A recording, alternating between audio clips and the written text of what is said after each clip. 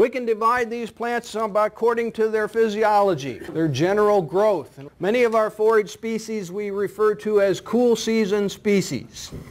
Physiologically, their photosynthesis works best and is most efficient during the cool periods of the growing season, spring and fall. Some species have a distinct deficit in the summer simply because of their physiology. Summer slumps, not consistent across cool season species. Most of our legumes basically have this same physiology, even though they may have a little better summer growth pattern than some of the cool season grasses. I'll cover several of the important species with the same pattern of slide information. The species, the basic advantages on the left. I'll mention some disadvantages as well, and ones of concern are usually in red. We typically see problems with alfalfa with bloat, particularly under grazing conditions, but not with hay. Alfalfa is a pretty well-known species, requires reasonably high soil fertility and pH, pretty productive, good quality. Typically it's in a mechanical harvest, but it can be grazed. Does require good drainage. I put that on the disadvantage side because seldom do we have uniformly well-drained sites. Productivity-wise, really not usable until May, late April at the earliest from grazing. Oh, we have a lot of inherent biases against bloat. And Granddad lost a cow to bloat 25 or 30 years ago, and by gosh, we're not going to ever lose a cow to alfalfa. So it depends on your tolerance of risk relative to bloat. Alfalfa can become dominant early in the stand. I mean, if you throw in a half and half mixture of grass and legume seed, it's going to be alfalfa dominant for 3 years. So you might consider somewhat less than that, a third to a fourth of the seeding mixture of alfalfa. It'll still look alfalfa dominant early, but at least the grasses will have a chance to get established quickly. Productivity-wise, alfalfa will grow from late April through into fall, actually even after frost, depending on management strategies. Some producers will graze a hayfield later in the growing season if they need forage then, so that gives some flexibility. Red clover. Most of what is grown for forages is called medium red clover. It's the multiple year clover, seeding year plus 1 or 2 good growing seasons. The Wisconsin clover breeders are claiming 3 and 4 year clovers now, but they are dwindling later in the growing season.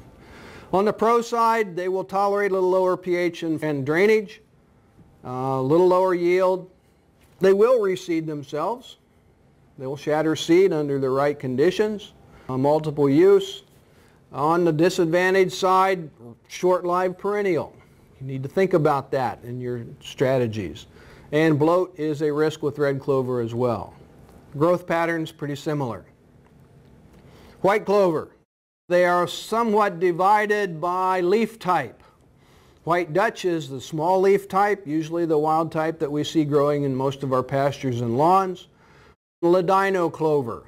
It is the largest leaf type, has the longest petioles. And most of what is marketed as medium red clovers commercially are the medium-sized leaf types. Short-lived perennial, well, long-term perennial if the stolons persist over a long period. It will winter kill on occasion if we get the wrong kinds of conditions. It does reseed itself. That's where we get a lot of volunteer plants, so that's a pro. Joe mentioned bloat as a risk. There are also phytoestrogens, estrogenic compounds that can, in some instances, and some people think it's a much bigger problem than others, can interfere with animal reproduction. So phytoestrogens have been linked with white clover more than alfalfa and red clover. Growing season, uniform from late April through the summer. Typically it grows very well, even in the warm periods of the year. So we typically don't have a harvest option for that. So it's present most of the time that they're using it. Birdsfoot Trefoil, cool season legume. Can be harvested for hay, but typically is a little bit too short for appropriate hay harvest. There are some varieties that may be more appropriate than others.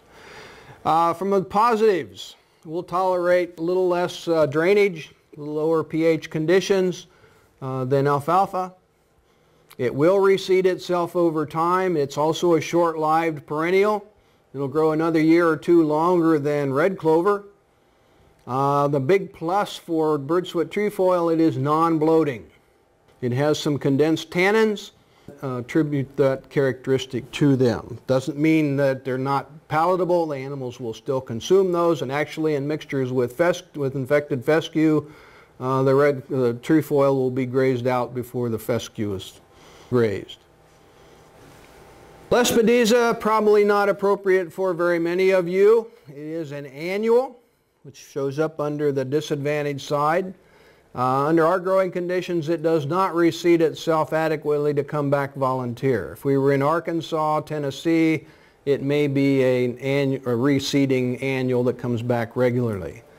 Probably only adapted well to the southern few tiers of counties in terms of appropriateness.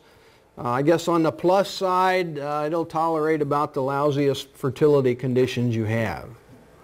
Really doesn't kick in terms of production until later in the summer and the fall. So it's a pretty minimal species. I wouldn't depend on that as the sole species in any situation. Grasses.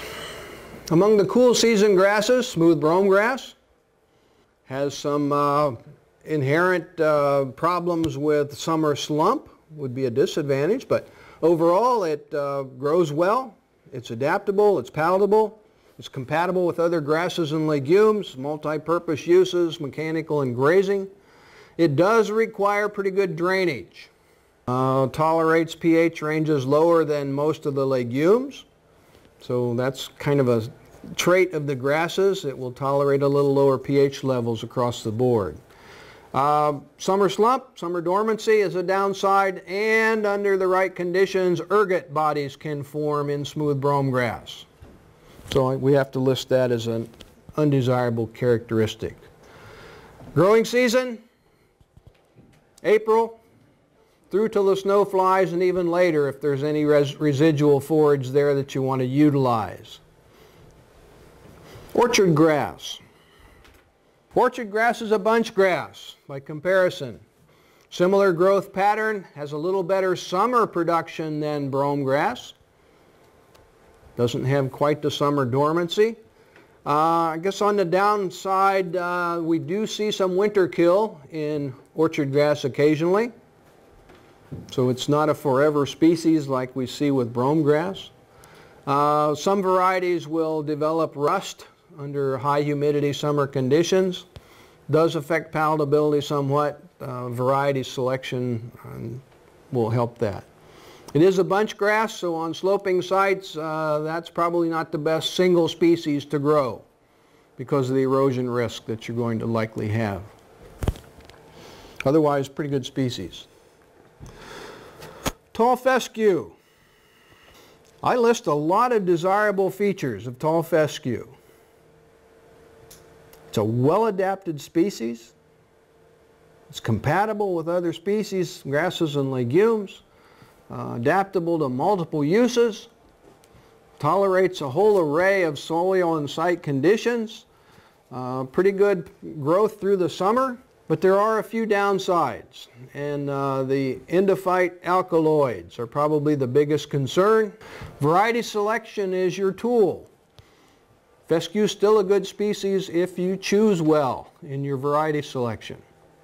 If you already have infected fescue, then there's some other issues we're going to have to talk about to adapt around that, adapt to it, tolerate it, or get rid of it.